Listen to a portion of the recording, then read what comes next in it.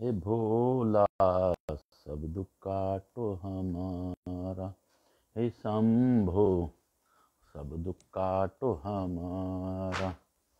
शिव शंकर जपूं तेरी माला, बाबा भोला जपूं तेरी माला, के भोला सब दुख काटो हमारा, हे शंभो सब दुख काटो हमारा।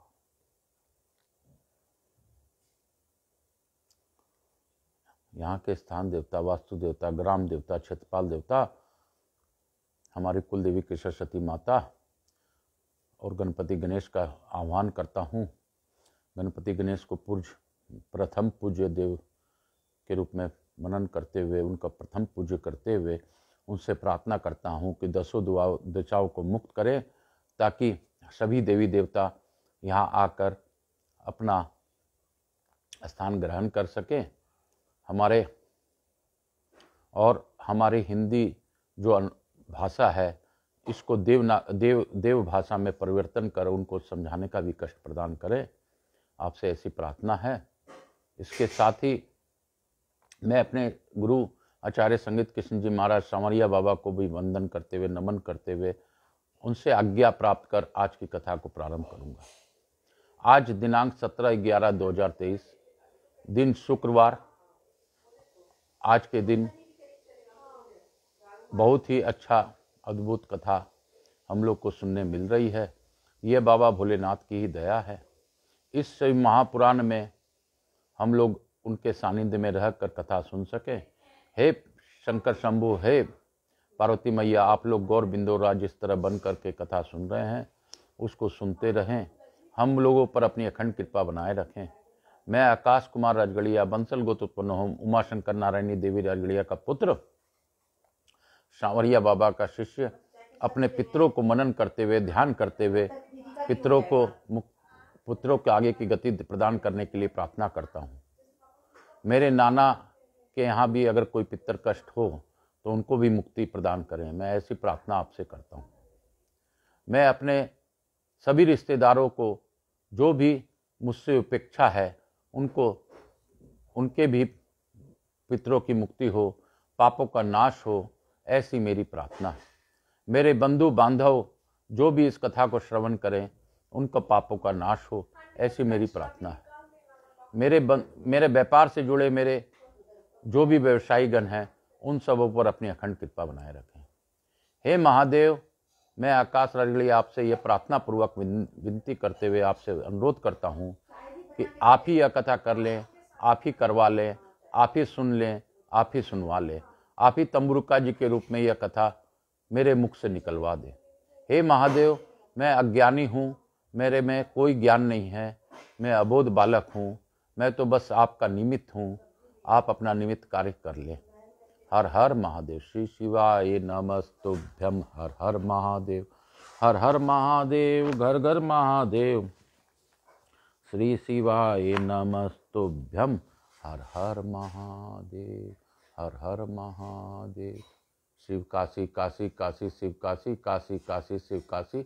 मोक्ष नगरी काशी की जय, मोक्ष नगरी काशी की जय, मोक्ष नगरी काशी की जय। हर हर गंगे, हर हर गंगे, हर हर गंगे। इस गंगा नाम में जो अमृत है, गंगा के नाम से ही स्नान का भाव हो जाता है। तो उससे हमें स्नान करते हुए, पवित्र होते हुए, आज पवित्र ग्रंथ शिव महापुराण का आगे का पाठ करूंगा। हर हर गंगे, हर हर महादेव, शिव काशी काशी, शिव काशी। अर्थ 27वां अध्याय। इसके साथ ही हम लोग 27वां अध्याय में प्रवेश करेंगे। सनत कुमार बोले, हे मुने, अब आप शंकर जी का एक और चरित्र प्रेम पूर्वक सुनिए, जिसके सुनने मात्र से शंकर जी के प्रति दृढ़ भक्ति उत्पन्न हो जाती है। एक शंखचूड़ नामक दानव था, जो महावीर और देवताओं के लिए कंटक था। शिवजी ने त्रिशूल से जिस प्रकार युद्ध भूमि में उसका वध किया है, हे व्यास जी, उस पवित्र पापनाशक तथा दिव्य चरित्र को आप अत्यंत प्रेम पूर्वक सुनिए। मैं आपको स्नेह से उसको कह रहा हूँ। पूर्व समय में ब्रह्मा जी के मरीचि नामक पुत्र हुए। उन मरीचि के पुत्र जो कश्यप मुनि हुए, वे बड़े धर्मशील, सृष्टिकर्ता, विद्यावान तथा प्रजापति थे। दक्ष ने उन्हें प्रेम पूर्वक अपने 13 कन्याएं प्रदान की। उनकी बहुत सी संतानें हुई जिन्हें विस्तार से यहाँ कहना संभव नहीं है। उनसे ही संपूर्ण देवता तथा चराचर जगत उत्पन्न हुए। तीनों लोकों में उनका विस्तार से कहने में कौन सामर्थ्य है। अब प्रस्तुत वृत्तांत को सुनिए, जो शिवलीला से युक्त तथा भक्ति को बढ़ाने वाला है। मैं आप उसको कह रहा हूँ, सुनिए। कश्यप की उन स्त्रियों में एक दनु नाम वाली थी, जो सुंदरी, महारूपवती, साध्वी एवं पति के सौभाग्य से संपन्न थी। उस धनु के अनेक बलवान पुत्र थे। हे मुने, विस्तार के भय से ही उनका नामों को यहाँ नहीं बता रहा हूँ। उनमें एक विप्र चिचिति नामक वाला दानव था, जो महाबली और पराक्रमी था। उसका दंभ नामक पुत्र धार्मिक, विष्णु भक्त तथा जितेंद्रिय हुआ। उसे कोई पुत्र नहीं था, इसलिए वह चिंताग्रस्त रहता था। उसने शुक्राचार्य को गुरु बनाकर उनसे कृष्ण मंत्र प्राप्त करके पुष्कर क्षेत्र में 1 लाख वर्ष पर्यंत घोर तपस्या की। उसने दृढ़तापूर्वक आसन लगाकर दीर्घ काल तक कृष्ण मंत्र का जप किया। तपस्या करते हुए उसे दैत्य के सिर से एक जलता हुआ दुस्सह तेज निकलकर चारों ओर फैलने लगा। उस तेज से सभी देवता मुनिगण संतप्त हो उठे और इंद्र को आगे कर वे ब्रह्मा जी के शरण में गए। उन लोगों ने संपूर्ण संपत्तियों के दाता ब्रह्मा जी को प्रणाम करके उनकी स्तुति की और व्याकुल होकर अपने वृत्तांत विशेष रूप से निवेदन किया। उसे सुनकर ब्रह्मा भी उन देवताओं को साथ लेकर उसे पूर्ण रूप से विष्णु से कहने के लिए वैकुंठ लोक गए। वहां जाकर सबकी रक्षा करने वाले त्रिलोकी के विष्णु को हाथ जोड़कर प्रणाम करके विनम्र होकर वे सब उनकी स्तुति करने लगे। देवता बोले, हे देवदेव, हम नहीं जानते कि किस तेज से हम सभी अत्यधिक संतप्त हो रहे हैं। इसमें कौन सा कारण है, उसे आप बताइए। हे दीनबंधु, आप संतप्त अपने सेवकों की रक्षा करने वाले हैं। हे रमानाथ, आप सबको शरण देने वाले हैं। हम शरणागति को रक्षा कीजिए। सनत कुमार बोले, ब्रह्मा आदि देवताओं को यह बात सुनकर शरणागत वत्सल भगवान विष्णु को हंसते हुए प्रेम पूर्वक कहने लगे। विष्णु जी बोले, हे देवताओं, आप लोग निश्चित तथा शांत रहिए और भयभीत न होइए। प्रलय काल अभी उपस्थित नहीं हुआ है और न तो कोई उपद्रव ही होने वाला है। मेरा भक्त दम नामक दानव तप कर रहा है। वह पुत्र चाहता है, इसलिए मैं उसे वरदान देकर शांत कर दूंगा। सनत कुमार बोले, हे मुने, विष्णु जी के ऐसा कहने पर ब्रह्मा आदि वे सभी देवता धैर्य धारण कर पूर्ण रूप से स्वस्थ होकर अपने अपने निवास स्थान को चले गए। भगवान विष्णु भी वर देने के लिए पुष्कर क्षेत्र में गए, जहां वह दम नामक दानव तप कर रहा था। वहां जाकर विष्णु ने अपने मंत्र का जप करते हुए उस भक्त को संतावना देते हुए मधुर वाणी से कहा, वर मांगो। तब विष्णु का यह वचन सुनकर तथा उनको अपने सामने खड़ा देखकर उसने महाभक्ति से उन्हें प्रणाम किया तथा बार बार उनकी स्तुति की।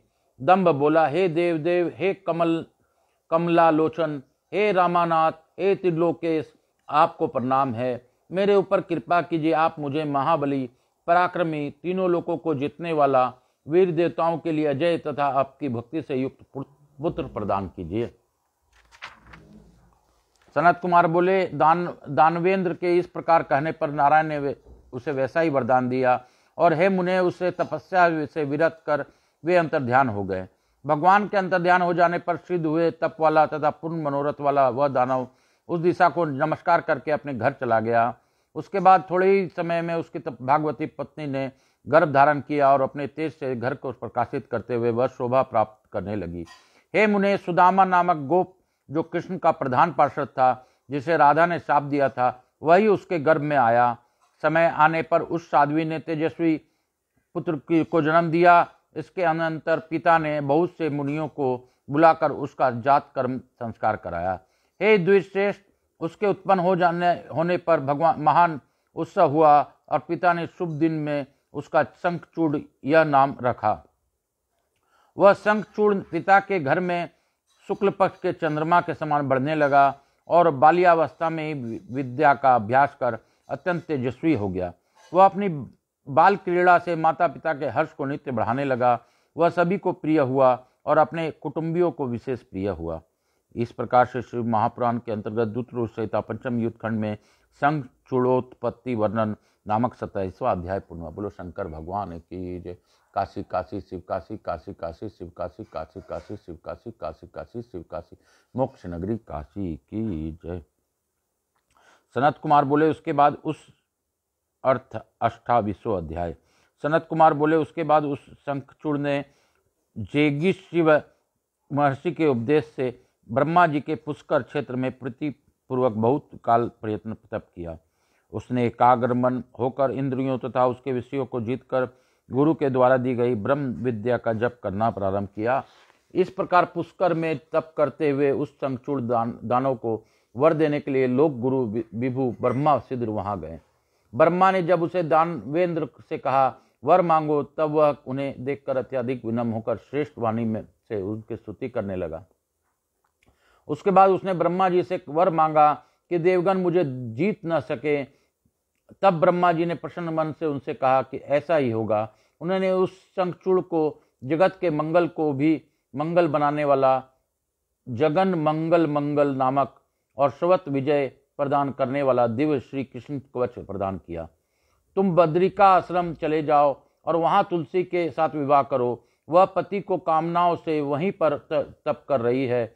वह धर्मध्वज की कन्या है। इस प्रकार ब्रह्मा जी ने उसके कहा और उसके देखते देखते शीघ्र ही उसी क्षण अंतर ध्यान हो गए।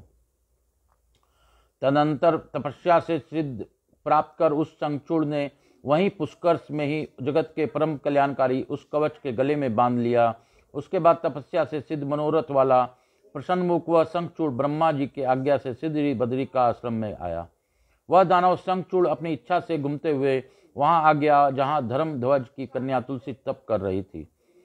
सुंदर रूपवती वाली, मंद मंद मुस्कुराने वाली, सूक्ष्म कटी प्रदेश वाली तथा शुभ भूषणों से भूषित उसने उस श्रेष्ठ पुरुष को कटाक्षपूर्ण दृष्टि से देखा। तब शंखचूड़ भी उस मनोहर रम्य सुशील सुंदरी एवं सती को देखकर उसके समीप स्थित हो गया और मधुर वाणी में उससे कहने लगा। शंखचूड़ बोला, हे देवी, तुम कौन हो? किसकी कन्या हो? तुम यहाँ क्या कर रही हो और मौन होकर यहाँ क्यों बैठी हो? तुम मुझे अपना दास समझकर संभाषण करो। सनत कुमार बोले, इस प्रकार का वचन सुनकर उस तुलसी ने सकाम भाव से उससे कहा। तुलसी बोली, मैं धर्मध्वज की कन्या हूँ और इस तपोवन में तपस्या कर रही हूँ। तुम कौन हो? सुखपूर्वक यहाँ से चले जाओ। नारी जाति ब्रह्मा आदि को भी मोह लेने वाली, विष के समान निंदनीय, दूषित करने वाली, माया रूपनी तथा ज्ञानियों के लिए श्रृंखला के समान होती है। सनत कुमार बोले, इस प्रकार उससे मधुर वचन सुबोलकर तुलसी चुप हो गई। तब मंद मंद मुस्काने वाले उस तुलसी की ओर देखकर वह भी कहने लगा। शंखचूड़ बोला, हे देवी, तुमने जो कहा है वह सब झूठ नहीं है। उसमें कुछ सत्य है और कुछ झूठ भी है। अब कुछ मुझसे सुनो। संसार में जितनी भी पतिव्रता स्त्रियां हैं उनमें तुम अग्रगण्य हो। मैं पाप दृष्टि वाला और कामी नहीं हूँ। उस प्रकार तुम भी वैसी नहीं हो। मेरी तो ऐसी ही बुद्धि है।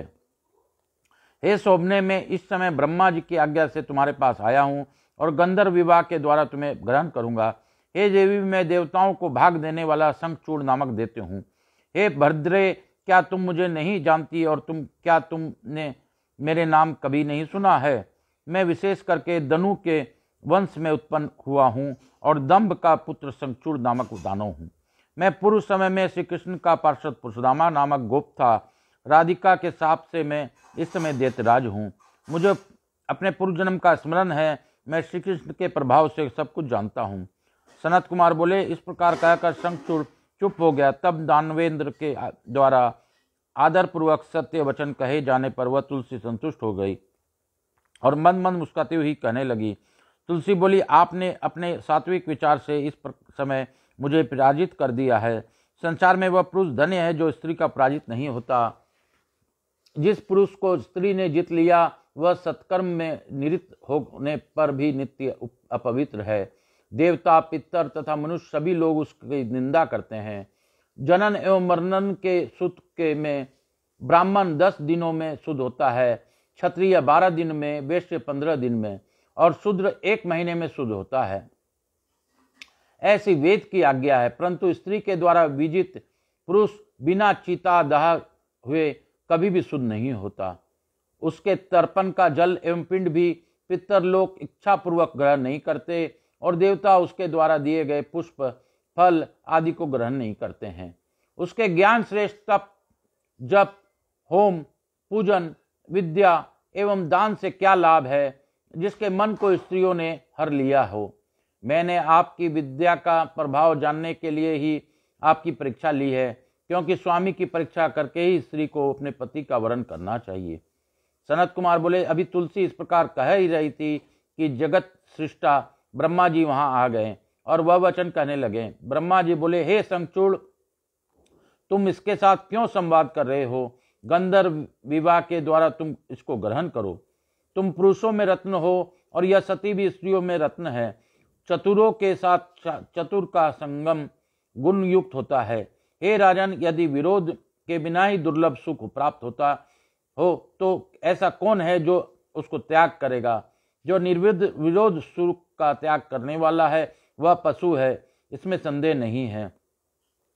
हे सती, तुम देवताओं असुरों तथा दानवों का मर्दन करने वाले इस प्रकार के गुणवान पति को परीक्षा क्यों करती हो? हे सुंदरी, तुम इसके साथ सभी लोगों को स्थान स्थान पर चिरकाल तक सर्वदा अपनी इच्छा के अनुसार विहार करो। अंत में वह गोलोक में श्री कृष्ण को पुनः प्राप्त करेगा और उसके मर जाने पर तुम भी बैकुंठ में चतुर्भुज श्री कृष्ण को प्राप्त करोगी। सनत कुमार बोले, इस प्रकार यह आशीर्वाद देकर ब्रह्मा अपने लोक को चले गए और उस दानव ने गंधर्व विवाह के द्वारा उसे ग्रहण किया। इस प्रकार तुलसी से विवाह वह अपने पिता के घर चला गया और अपने मनोहर भवन में उस सुंदरी के साथ रमन करने लगा। इति श्री शिव महापुराणे द्वितीयाया रुद्र संहिताया पंचमे युद्ध खंडे संचूड़ तप करण विवाह वर्णनम नाम अष्टादविशो अध्याय। इस प्रकार श्री शिव महापुराण के अंतर्गत रुद्र संहिता के पंचम युद्ध खंड में संचूड़ की तपस्या तथा विवाह का वर्णन नामक 28वां अध्याय पूर्ण हुआ। बोलो शंकर भगवान की जय। बोलो काशी विश्वनाथ की जय। काशी काशी काशी काशी शिव काशी मोक्ष नगरी काशी की जय। मोक्ष नगरी काशी की जय। मोक्ष नगरी काशी की जय। मैं अपने गुरु की आज्ञा से आज की कथा को यहीं पे विराम दूंगा और यहाँ के स्थान देवता, वास्तु देवता, ग्राम देवता, आवाहित सभी देवी देवताओं को वंदन कर धन्यवाद देता हूँ कि आप लोग पधार कर मुझे अनुग्रहित किया, हमारे सब लोगों को अपना आशीर्वाद प्रदान किया। गणेश जी महाराज, लक्ष्मी जी महारानी, रिद्धि सिद्धि, शुभ लाभ, कुबेर जी महाराज से प्रार्थना करता हूँ कि हमारे यहाँ रहकर सब पर अपनी अखंड कृपा बनाए रखें। बाकी आवाहित सभी देवी देवताओं से प्रार्थना करता हूँ कि वो अपने स्थान को गमन करें और पुनः बुलाने पर फिर पधार कर हमें अनुग्रहित करें। मैं महादेव और मैया पार्वती से प्रार्थना करता हूँ कि मैं आकाश कुमार राजगढ़िया, बंसल गोत्र उत्पन्न हम उमा शंकर नारायणी देवी राजगढ़िया का पुत्र, सांवरिया बाबा का शिष्य, सांवरिया बाबा को मनन करता हुआ, भोलेनाथ से प्रार्थना करता हुआ, हे बाबा, जो भी इस कथा को सुने उन पर अपनी अखंड कृपा बनाए रखें। हे बाबा, मैं तो भूल चूक से करने वाला प्राणी हूँ, आपकी माया से प्रेरित रहता हूँ। बिना आपकी माया के जब पत्ता नहीं हिल सकता तो मैं तो एक इंसान हूँ। महादेव, मैं आपसे प्रार्थना पूर्वक अनुरोध करता हूँ कि जो मुझे शारीरिक कष्ट है उसको क्षय करें, नाश करें, मुझे निरोगी काया प्रदान करें, ताकि मैं आपका भजन कथा प्रेम पूर्वक कर सकूं। हे महादेव, ये मोह माया क्षणभंगर में जो आपने मुझे परिवार दिया है, इसको किस प्रकार खुश रखना है, किस प्रकार इनकी पूर्ति करनी है, वो आप जानो। मैं इस समय बहुत ही परेशान हूँ, लेकिन मुझे पूर्ण विश्वास है वह परेशानी भी आप ही मुझे दूर कर देंगे। हे महादेव, मुझसे जुड़े, मेरे व्यापार से जुड़े सभी लोगों पर अपनी अखंड कृपा बनाए रखें। जिनको भी मुझसे उपेक्षा है उनको आगे की गति दें, मुक्ति प्रदान करें और उनको उचित फल प्रदान करें। हे महादेव, आप मुझे शरणागत में बना के अपने शरण में रखिए, ऐसी मेरी विनती है। आपके द्वारा यह मोह माया क्षणभंगर परिवार आप जानिए, आपका काम जानिए। मैं तो बस आपके दरवाजे में आना वाला हूँ, बाकी आपको क्या करना है, कैसे करना है आप जानो। मैं तो बस आपके ही शरण में हूँ। आपने सभी शरणागतों का ध्यान किया है महादेव। आपके पास अगर कोई भी आया है तो आपने उसको फल प्रदान किया है, तो उसी प्रकार हम लोगों पर भी अपनी अखंड कृपा बनाते हुए फल प्रदान करें, ऐसी मेरी कामना है, प्रार्थना है। हे महाप्रभु, आप तो देने वाले हैं, आप देने वाले दत्त हैं, आप ही श्री गुरुदेव दत्त हैं। आप ही समस्त संसार में जितने भी लोग हैं आप ही हैं। आप ही ब्रह्मा हैं, आप ही विष्णु हैं, आप ही महेश हैं। हे महादेव, मैं आपको पुनः प्रणाम करते हुए आज की कथा को यहीं पे विराम देता हूँ। हर हर महादेव, हर हर महादेव, हर हर महादेव। मेरे भोलेनाथ को भी धन्यवाद देते हुए आज की कथा यहीं पे। हर हर महादेव, घर घर महादेव, हर हर महादेव, घर घर महादेव, हर हर महादेव।